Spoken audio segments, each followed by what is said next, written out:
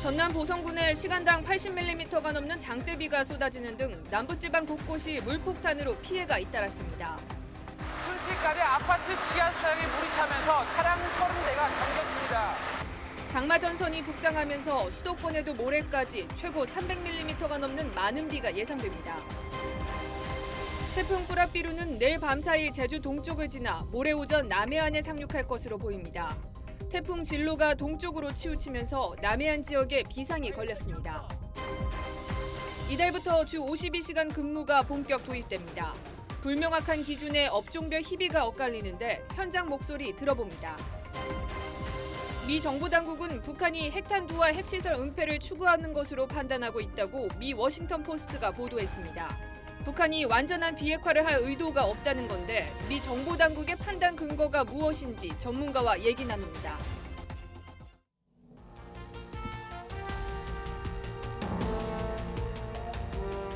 시청자 여러분, 폭우로 인한 피해는 없으십니까? TV조선 뉴스7 시작합니다. 이 장마전선의 영향으로 곳곳에 폭우가 쏟아지면서 침수, 실종, 고립 등 피해가 지금 속출하고 있습니다. 제가 지도를 보면서 먼저 설명을 해 올리도록 하겠습니다.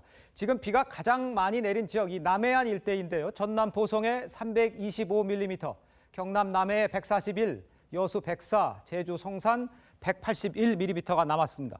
이제 장마 전선이요 점점 위로 올라와서 중부까지 올라와 있는 상태인데 그 뒤를 따라서 지금 태풍 뿌라삐룬이 지금 올라오고 있는 상태입니다. 지금 제주도와 남해는요 순간 최대 풍속 30mm의 강한 비바람이 불고 있습니다. 오늘 뉴스7 장마 전선과 뒤따라 한반도를 향해 올라오는 이 태풍 상황을 먼저 집중적으로 살펴보겠습니다. 그럼 이틀간 이어진 폭우 피해 상황부터 확인하도록 하겠습니다. 오선열 기자입니다. 학교 운동장이 물바다로 변했습니다. 도로 위로 넘친 빗물이 인근 아파트 지하로 쉴 새 없이 흘러내려갑니다.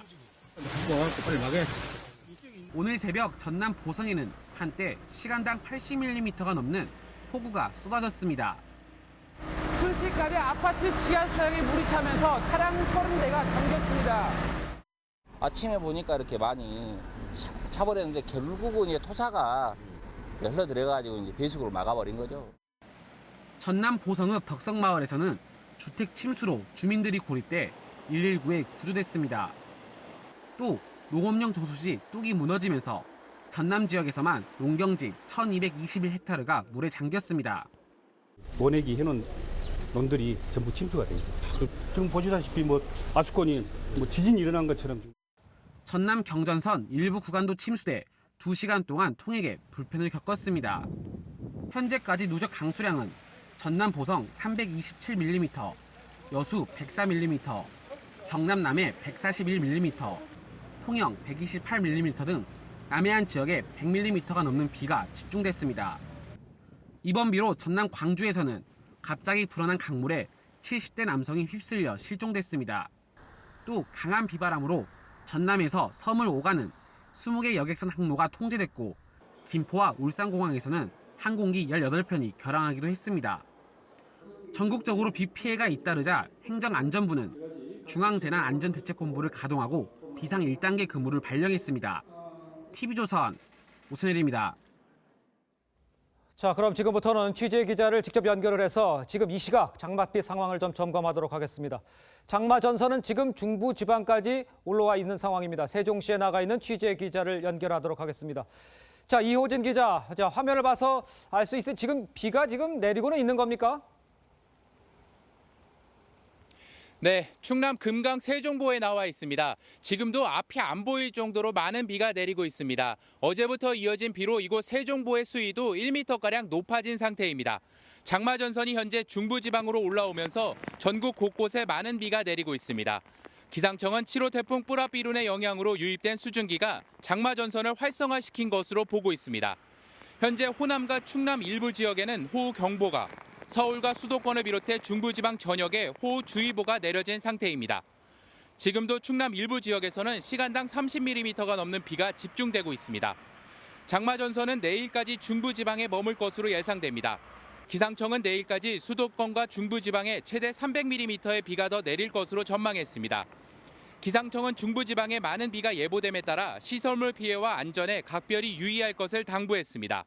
장마 전선은 오는 3일과 4일에는 태풍의 영향으로 잠시 주춤했다가 오는 5일부터는 다시 남부지방에 형성될 것으로 예상됩니다. 지금까지 금강 세종보에서 TV조선 이호진입니다. 자, 이번에는 장마 전선이 물러나고 이 태풍 뿌라비룬이 다가오고 있는 제주로 한번 가보겠습니다. 이 시각 제주도는요, 벌써부터 간접 영향권에 들어서 초긴장 상태입니다. 제주 서귀포시 대포포구에 나가 있는 취재 기자를 연결하도록 하겠습니다.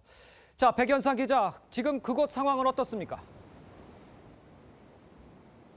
네, 이곳 대포포구는 태풍이 북상하면서 바람이 점차 강해지고 있습니다. 현재 일본 오키나와 근처에 있는 태풍은 지금부터 약 12시간 후면 제주 먼바다에 도달할 것으로 보입니다. 하지만 벌써부터 파도가 높아지고 있습니다. 제주도 해안 부근은 너울성 파도가 일 것으로 보여 오늘 밤 풍랑 예비특보가 발효될 예정입니다.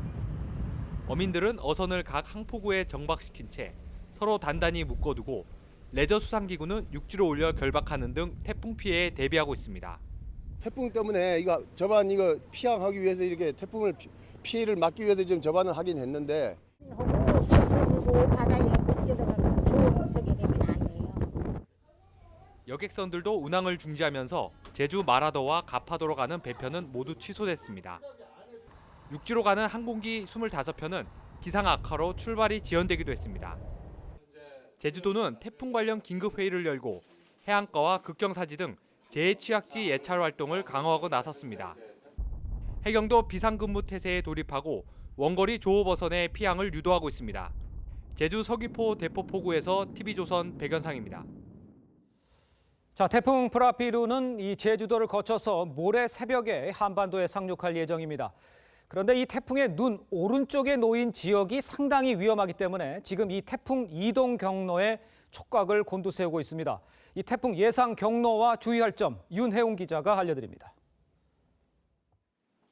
제7호 태풍 뿌라비룬은 일본 오키나와 남남서쪽에서 제주도를 향해 시속 15km의 속도로 북상하고 있습니다.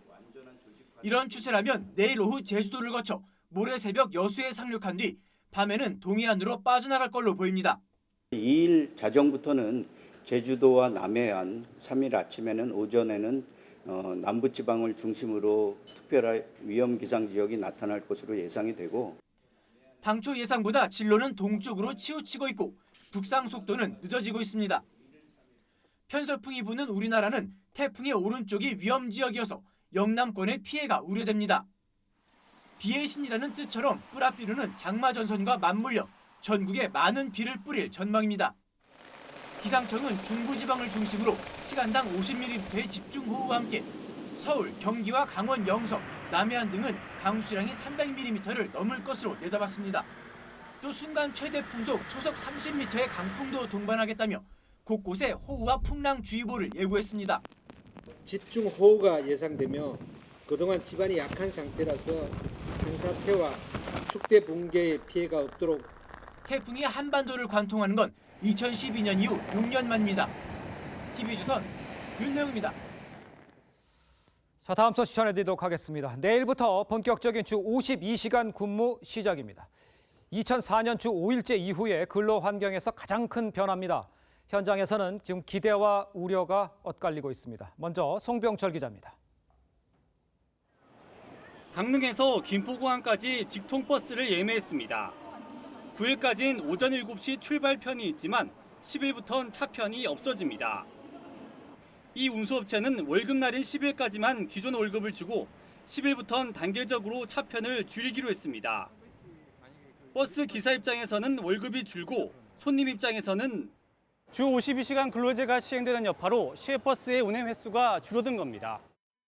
개정 근로기준법은 300인 이상은 내일부터, 300인 미만 기업은 2020년 1월, 50인 미만은 2021년 7월부터 적용하도록 하고 있습니다. 노동자는 저녁에 있는 삶과 건강이, 기업은 생산성 향상이, 청년들에게는 일자리 확대가 이루어질 것입니다. 정부가 정착을 위해 6개월간 처벌을 유예한다고 했지만 저녁이 있는 삶에 대해선 기대와 우려가 뒤섞입니다. 아무래도 자기가 하고 싶었던 취미생활을 할 수 있을 것 같아요. 저녁이 있다 해도 돈이 없으면 약간 의미가 없는 그런 것 같습니다. 기업과 근로자에게 큰 변화를 불러올 주 52시간 근무제가 시작됐습니다. TV조선 송병철입니다. 자, 주 52시간 근무에 대해서 신은서 기자와 좀 더 이야기를 나눠보도록 하겠습니다. 안녕하세요. 자, 일단 직장인들은 일하는 시간이 줄어서 반긴다고 봐야겠죠? 그렇습니다. 대기업에 다니는 정규직 직장인이다 하면은 일단은 반깁니다. 가정으로 돌아가든 친구를 만나든 일단 쉴 시간이 많아지기 때문인데요. 예. 그래서 업무를 끝낸 뒤에 이들이 돈을 쓸 만한 것도 환영 일색입니다. 일단 현장을 한번 돌아봤습니다. 내일부터 진행하는 이벤트인데요. 직장인분들이 퇴근 6시 이후로부터 저녁 10시까지 영화 관람 및 스위트샵 할인을 보통 주말에만 영화를 봤었는데 이제는 평일에도 뮤지컬이라든지 영화 같은 것도 더 많이 볼 수 있게 될 것 같습니다. 이 밖에도 미술관도 평일 관람을 연장하고요. 예. 백화점 등 유통업계는 문화광장을 이미 더 연장하고 증설해서 개설하고 있습니다. 그렇군요. 이렇게 반기는 사람들이 있지만 울상인 것도 상당히 있겠죠? 그렇습니다. 조금 예. 전에 리포트로 보신 사례가 가장 대표적입니다. 예. 운송업은 당장 차편을 줄여야 할 판입니다. 그 밖에 생산직도 문제입니다.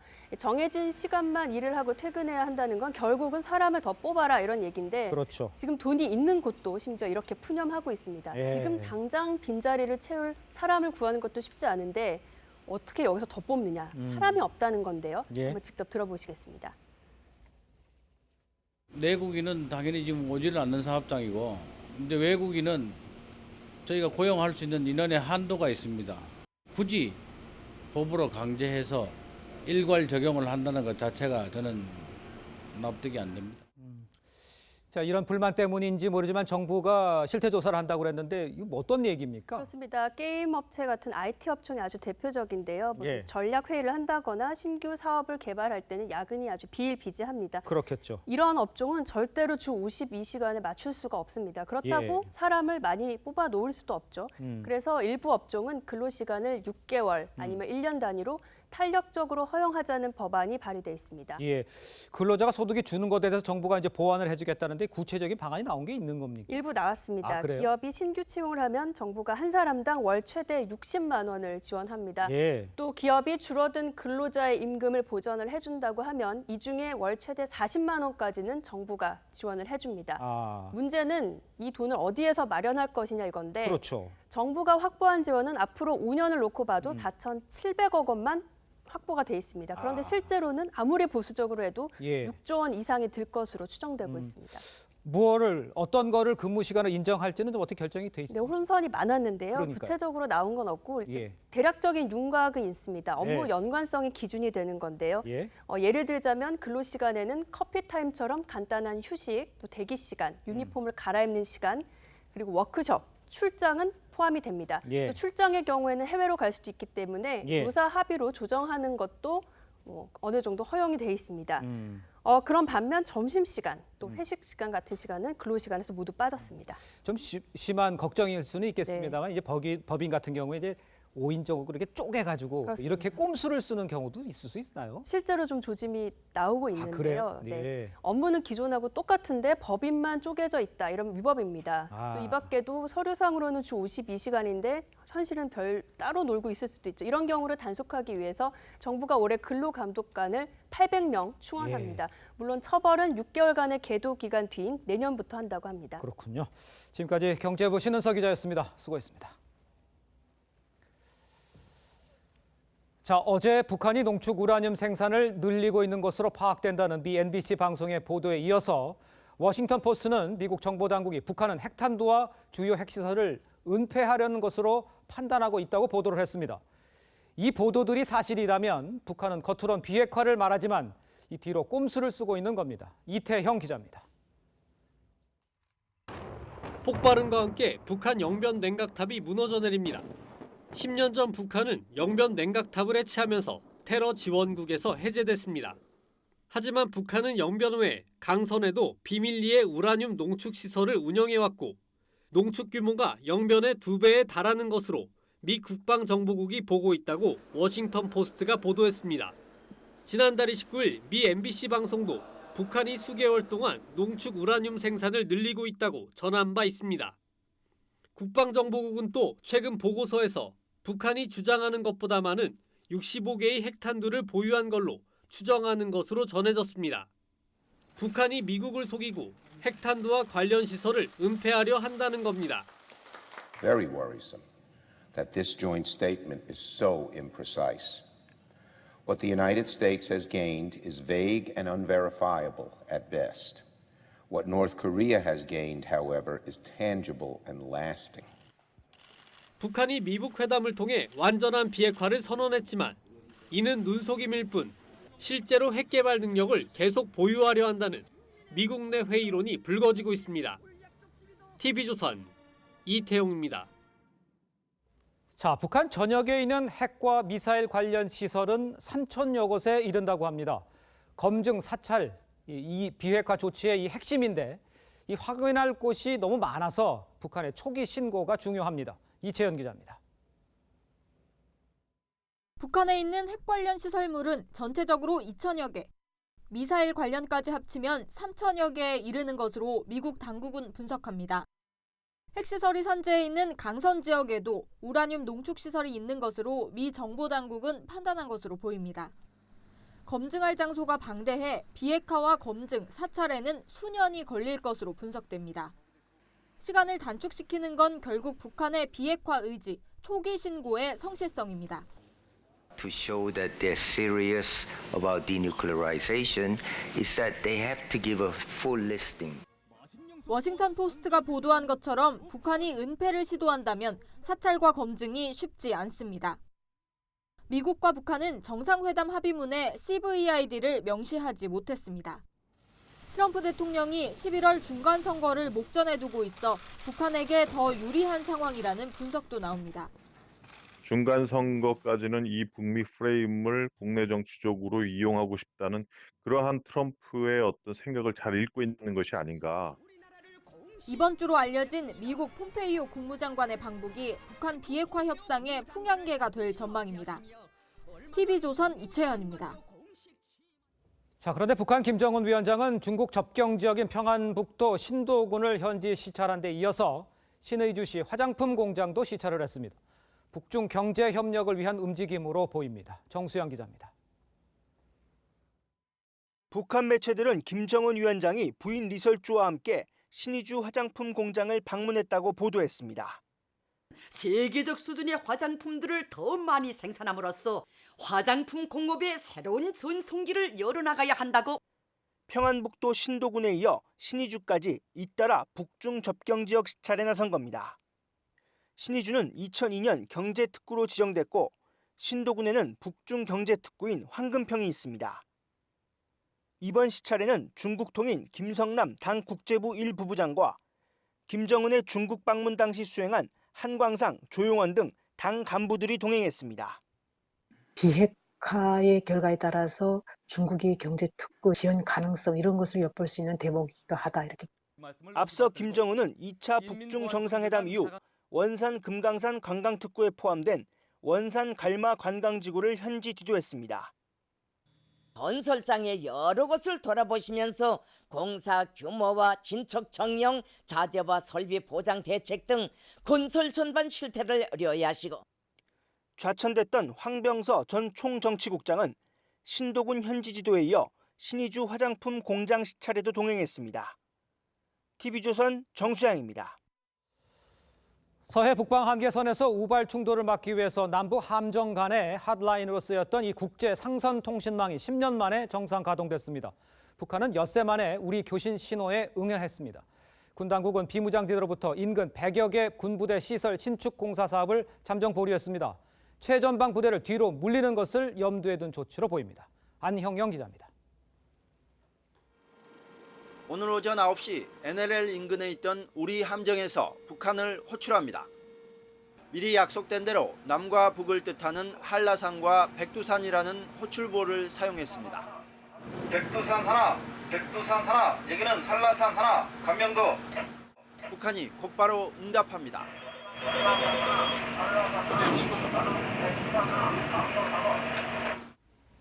남북 함정 간 한라인인 국제 상선망이 10여 년 만에 재개되는 순간입니다. 국제 상선망 교신은 2004년 육사합의로 시작됐다가 4년 만인 2008년 금강산 관광객 박왕자 씨 피격 사건 이후 전면 중단됐습니다. 우리 군은 이달 중순 장성급 회담의 합의대로 지난주 화요일부터 국제 상선망 교신을 시도해왔고 북한은 엿새 만에 응답을 했습니다. 남북은 이와 별도로 함대 간 한 라인인 서해 군통신선 복원도 속도를 내기로 했습니다. 남북 관계가 급변하면서 우리 군은 최전방 부대의 병영시설 신축 공사와 K9 자주포 진지 구축을 전면 보류하기로 했습니다. TV조선 안영영입니다. 자, 북한이 겉으로는 완전한 비핵화를 주장을 하고 있으면서도 이 우라늄 농축 시설과 핵탄두를 숨기려 한다는 미국 언론 보도가 지금 잇따르고 있습니다. 신범철 아산정책연구원 안보통일센터장과 함께 이 북한의 핵 은폐 의혹을 좀 자세히 좀 들여다보도록 하겠습니다. 안녕하십니까? 예, 안녕하십니까? 자, NBC에 의해서 워싱턴 포스트도 이 정보 당국의 말을 인용을 해서 이런 상황이 있다 이렇게 보도를 했습니다. 어느 정도 신빙성이 있는 것 같은지. 뭐 미국을 대표하는 언론이고 이것이 소스가 한 명이 아니라 여러 명인 것 같습니다. 예. 특히 국방정보국 DIA에서 이렇게 정보가 나왔다는 것이 중요한데요. 예. 왜냐하면 북한 핵 문제를 살펴보는 미국의 정보 당국은 CIA와 DIA가 있습니다. 중앙정보국. 네. 그런데 이 CIA가 사실은 정보 당국으로서는 해서는 안 되는 예. 협상이나 정책에 참여하고 있습니다. 그러니까 이 위협을 살펴보는 또 다른 그 DIA가 이런 관련 정보를 언론에 유출한 것이 아닐까 그렇게 본다면 신빙성은 높다 이렇게 평가합니다. 그렇다 그러면 만약에 북한에 이렇게 핵시설을 은폐하려는 의도가 이게 사실이다. 그렇다면 미국은 앞으로 어떻게 이 문제를 풀어나가겠다는 겁니까? 그것을 확인하기 위해서는 정말로 제대로 된 사찰 검증이 필요한 것이죠. 예. 그래서 폼페이오 국무장관이 방북을 한다면 결국 예. 핵심이 되는 것은 이 검증 문제를 어떻게 할 것인가에 대한 그 합의를 이끌어내야 된다. 아마 그것이 잘 된다면은 어떻게 보면 비핵화 쪽으로 견인을 할 수 있겠지만 예. 그것이 제대로 이루어지지 않는다. 그런 비핵화 상당히 어려운 과제가 될 것입니다. 그렇군요. 워싱턴 포스트의 보도에 의하면 지금 영변 말고 강선이라는 곳이 좀 낯선 이름인데 여기엔 어떤 곳입니까? 이 강선이라는 곳이. 그러니까 강선이 어디냐 그러면은 평양을 흐르는 대동강이 예. 남포로에서 이렇게 서해바다로 가는데 그 중간이라고 보시면 됩니다. 네. 거기에는 과거에 천리마 제철소가 있었고 예. 산업 기반이 있었다는 거죠. 예. 이 산업 기반이 있었다는 것이 왜 중요하냐? 농축 우라늄을 만들기 위한 원심 분리기를 가동하기 위해서는 많은 전력이 소요됩니다. 네. 그렇기 때문에 산업 기반이 있던 지역이기 때문에 전력이 충분할 것이다. 이런 추정을 한다면 예. 신빙성이 더 높아지는 거죠. 폼페이오 국무장관이 이제 미국에 북한에 들어가지 않습니까? 그런데 크리스토퍼 힐 육자회담 대표로부터 조언을 들은 게 가서 핵 신고 받고 검증 의정서 받고 영변 시설 폐쇄하는 거 받아오라 이렇게 얘기했지 않습니까? 그게 실제적으로 가서 이루어질 수 있습니까? 가능합니까? 북한의 비핵화 의지가 중요하다고 생각합니다. 예. 누차 밝힌 대로 정말 신뢰 있게 비핵화 조치를 한다면 예. 그것에 합의를 해줘야죠. 그것에 합의가 없이 건건별로 미사일 엔진 실험장을 폐쇄한다든가 예. 그다음에 원자력 동결한다든가 이런 식으로 하면은 비핵화 협상 한없이 길어집니다. 따라서 신고 어떻게 할 것이냐, 검증 어떻게 할 것이냐 이 부분에 합의를 얻어내는 것이 향후 비핵화 과정에서 가장 중요한 과제다 그렇게 생각합니다. 신고와 검증을 얻어내는 것이 가장 중요하다. 북한이 지금 의도는 뭡니까? 이런 이야기가 자꾸 나오고 있는데 진짜 이렇게 하고 있다는 게 사실이라면 의도가 있을 거 아니에요. 아마도 북한이 핵을 보유한 채 관계 예. 개선에 나오는 소위 말하는 핵 있는 평화를 예. 아직도 추구하고 있지 않나 하는 의심을 하게 되는데요. 네. 기본적으로 파키스탄 모델을 따르는 거죠. 파키스탄도 핵 개발한 후에 미국과 관계가 안 좋았지만 9.11 테러 이후에 정세가 변화해서 제재를 해제받고 예. 결국 사실상 핵 보유국이 됐는데 예. 그러한 과정을 가기 위해서 앞으로 도발도 하지 않고 관계 개선 나갈 테니까 예. 일부 핵은 용인해라 이런 식으로 아마 묵시적으로 나갈 가능성이 있다. 그 점을 유의해야 된다고 생각합니다. 자, 그렇다면 지금 중국과 북한이 좀 밀착된 관계다 이렇게 보고 있는데 그럼 상당히 지금 비핵화 과정에서 어려움이 있겠다 이렇게 봐야 되는 겁니까? 상황? 그렇기 때문에 트럼프 대통령도 그것을 우려했고 폼페이오 국무장관도 왕이 장관과 통화해서 중국의 예. 제재 이행 부분을 이야기했는데요. 이미 여러 보도에 의해서 중국이 제재 이행을 조금 완화한 것이 아니냐 하는 이야기가 많이 나옵니다. 그런 예. 측면에서도 김정은 위원장도 정상회담 이후에 첫 번째 방문지로 예. 신의주 일대 북중 교역의 핵심을 방문했다는 것은 그만큼 상징하는 의미가 있다. 비핵화를 위하여서는 우리가 보다 많은 노력을 해야 된다 이렇게 생각합니다. 알겠습니다. 지금까지 신범철 아산정책연구원 안보통일센터장이었습니다. 고맙습니다. 드루킹 사건을 수사 중인 특검팀이 휴일을 반납한 채 수사에 속도를 내고 있습니다. 오늘은 드루킹 최측근인 서유기 박모 씨를 소환했는데 그 모습을 저희 취재진이 단독 포착했습니다. 서유기는 검찰 조사에 협조하며 매크로 조작 프로그램인 킹크랩 서버의 작동 원리 등을 진술한 인물입니다. 김수홍 기자가 보도합니다. 구치소 호송차에서 내리는 수의 입은 남성, 경공모에서 서유기라는 대화명을 쓴 31살 박모 씨입니다. 특검 수사에 협조하실 계획이신가요? 박 씨는 2016년부터 경공모 내 크고 작은 일을 도맡아 처리해온 드루킹 최측근 중 한 명입니다. 경공모 자금원인 비누 제조업체의 대표를 맡았고 매크로 조작에도 가담한 혐의로 지난 4월 구속됐습니다.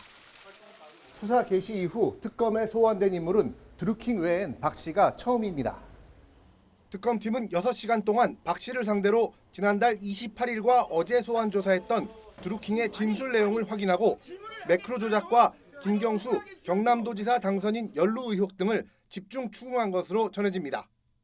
박 씨는 검찰에서 대선 넉 달 전인 지난해 1월부터 킹크랩을 이용해 댓글을 조작했다고 털어놓기도 했습니다. 드루킹이 2016년 10월 김경수 당선인에게 매크로 조작 시연을 했다고 주장하는 현장에도 박 씨가 있었던 것으로 전해집니다. 특검은 박 씨에 이어 구속 중인 나머지 드루킹 측근 2명도 소환 조사할 것으로 보입니다. TV조선 김수홍입니다. 검찰이 해마다 급격히 늘고 있는 데이트 폭력 사건에 삼진아웃제를 도입하기로 했습니다. 피해자가 처벌을 원하지 않아도 3번 이상 폭력을 저지른 가해자는 구속 수사를 적극 검토하고 재판에 넘긴다는 방침입니다. 한송환 기자의 보도입니다. 땅에 쓰러진 여자친구에게 발길질을 하고 여성이 도망가자 트럭을 타고 돌진하기까지 한 손모 씨. 지난해 7월 손 씨는 상해 혐의로 구속됐습니다. 여자친구를 때려도 괜찮다고 생각하셨습니까? 헤어진 여자친구에게 골프채를 휘두르거나 흉기로 살해하는 등 데이트 폭력 범죄는 급격히 늘고 있습니다. 경찰에 따르면 데이트 폭력 사범은 2014년 6,600여 명에서 지난해 1만 명을 넘어섰습니다. 특히 데이트 폭력의 재범률은 76.6%에 달하고 가해자 5명 중 1명은 1년 이내에 범행을 또 저지르는 것으로 나타났습니다. 검찰은 이처럼 끊이지 않는 데이트 폭력에 삼진아웃제를 적용하기로 했습니다. 2회 이상 데이트 폭력을 한 전력이 있는 가해자가 여성에게 다시 폭력을 가했을 때 정식 기소하고 특히 피해자가 처벌을 원치 않아도 사안에 따라 구속 수사를 적극 검토할 방침입니다. 검찰은 또 피해자에게 상담을 지원하고 비상호출기 등 안전장비를 제공해 추가 피해를 막기로 했습니다. TV조선 한송원입니다. 서울 동부간선도로 확장 공사가 10년째 진행 중입니다. 허술한 최초 설계로 구간별로 잇따라 설계가 변경됐기 때문인데요. 이로 인해 장기간 주민 불편이 계속되고 그 사이 공사비는 2배나 늘었습니다. 조정린 기자가 현장을 취재했습니다. 총 6.85km 구간에서 10년째 확장 공사가 진행 중인 서울 동부간선도로. 109를 가보니 경원선 기차가 달립니다. 도로 확장을 위해서는 철로부터 산 안쪽으로 이설해야 했지만 지난달에야 공사가 끝났습니다. 제가 서 있는 이 복공판 아래엔 지하차도가 뚫리고 있습니다. 당초 계획은 바로 여기 창동교 사거리까지였지만 지하차도를 추가로 연결해달라는 주민들의 요구에 약 1km 더 늘리기로 했습니다. 현재는 저희 2,500이 좀 넘습니다. 큰 설계란 게 2개가 되면서 이제 309에선 착공되자마자 소음 피해 민원이 제기됐습니다. 서울시는 도로에 터널형 방음벽을 새로 설치하기로 했습니다.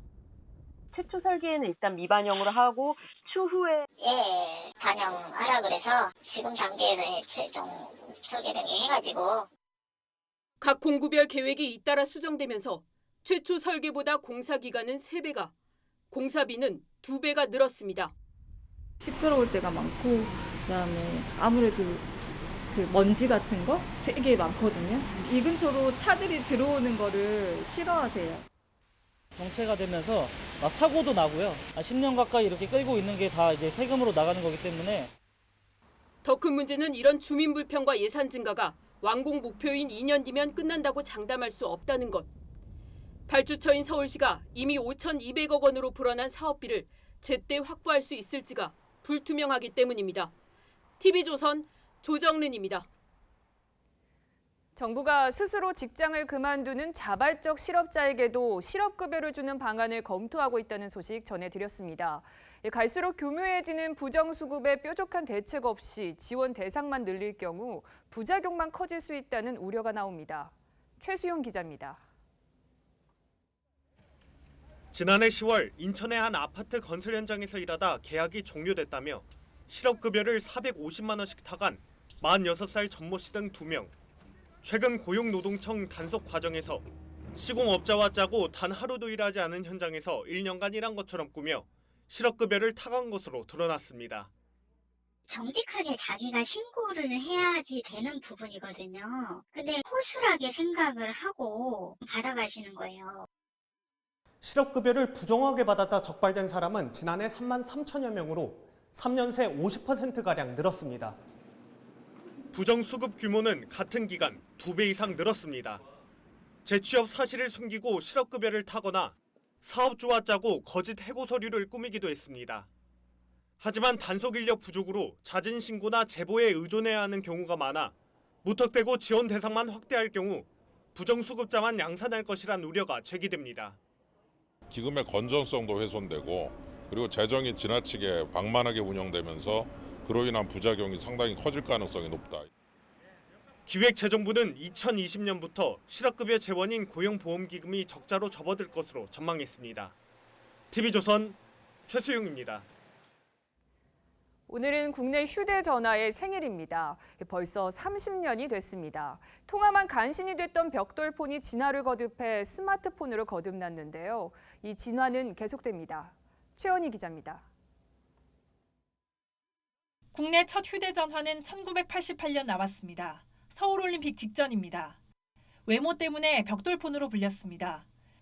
무게는 771g이나 됐는데 당시 서울 일부 지역 전셋값 수준의 사치품이었습니다.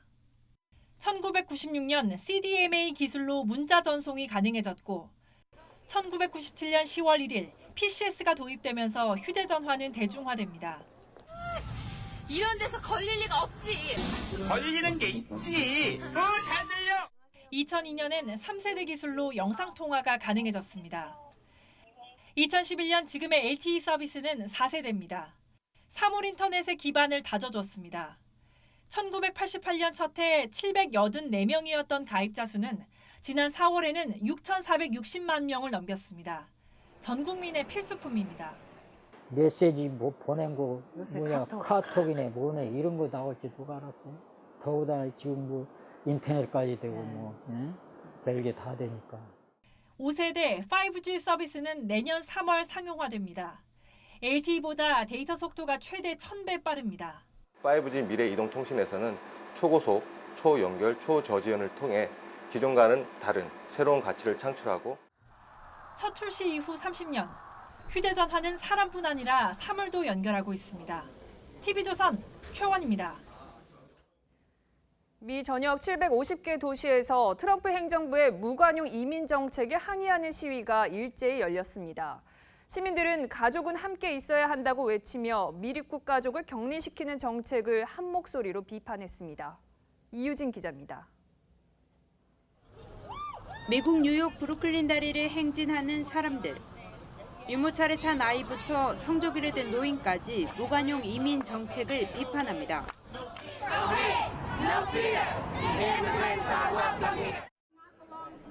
백악관 앞에서도 불법 이민 부모 자녀 격리 정책을 규탄하는 목소리가 울려 퍼졌습니다. 50개 주 750개 도시에서 수십만 명이 참가한 시위엔 가수 엘리샤 키스, 존 레전드 등 유명 연예인들도 대거 참여했습니다. 이들은 한 목소리로 가족은 함께 해야 한다. 미국은 이민자의 나라 같은 구호를 함께 외쳤습니다. The way they treat immigrants, that's not America. America is built on immigrants. 지난 5월 미립국자를 전원 기소하는 무관용 정책이 적용되기 시작하면서 당국이 미성년 자녀와 부모를 격리해 지금까지 아동 2,300여 명이 부모와 생이별했습니다.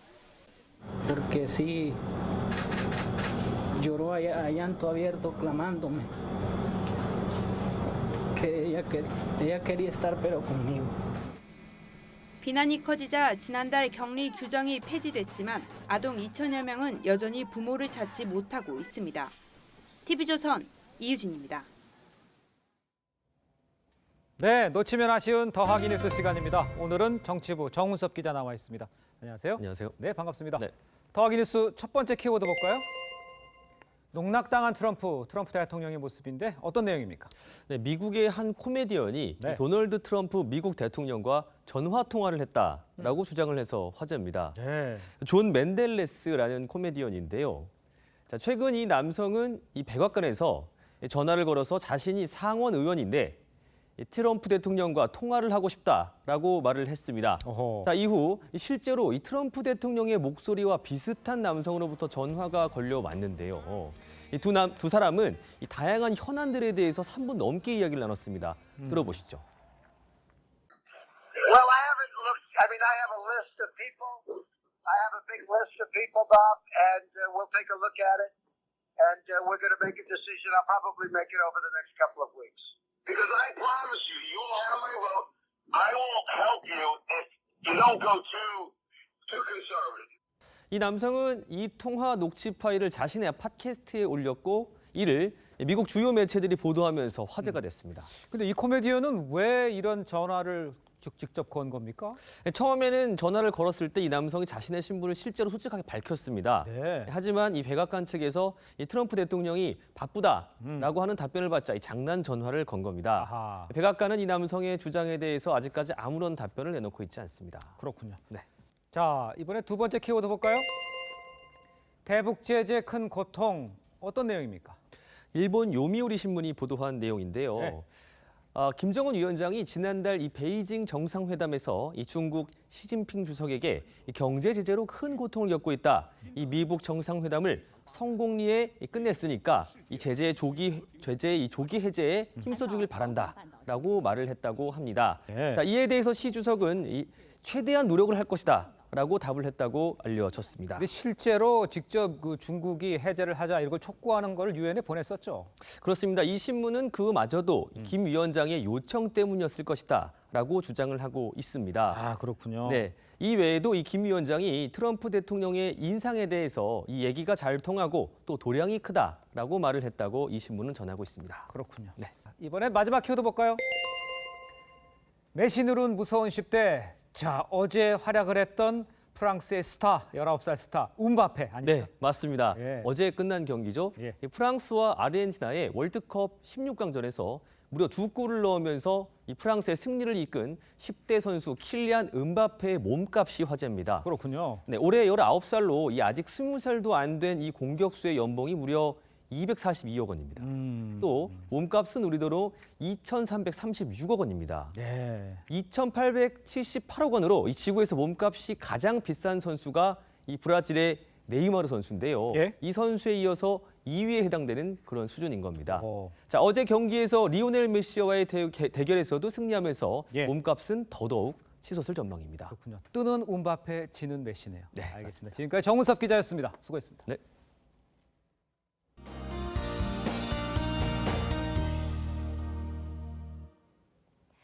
내일 중부지방은 장마전선의 영향을 받겠고 제주도는 북상하는 제7호 태풍 뿌라삐룬의 영향을 차차 받겠습니다.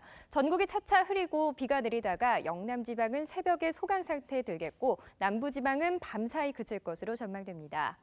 모레까지 내리는 비의 양은 경기 북부와 강원 영서 북부, 남해안과 지리산 부근, 제주 산지에는 300mm 이상의 폭우가 쏟아지겠고요. 그 밖에 전국에는 100에서 200mm가량의 많은 비가 내리겠습니다.